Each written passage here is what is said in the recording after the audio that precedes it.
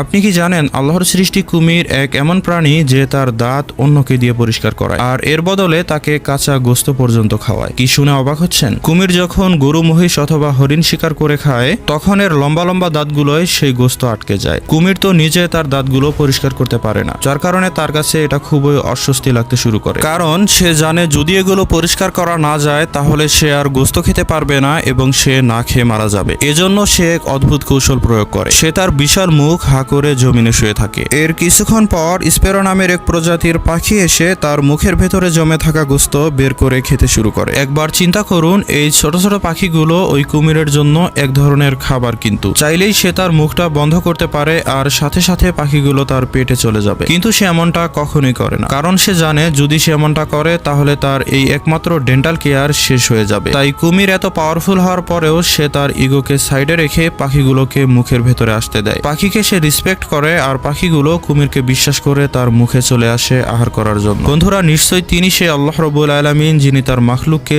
যে কোনো উপায়ে রিজিক দিয়ে থাকেন, চাই সেটা কুমিরের মুখের ভেতরেই হোক না কেন। তো বন্ধুরা, ভিডিওটি ভালো লাগলে অবশ্যই লাইক দিয়ে কমেন্টে সুবহানাল্লাহ লিখুন।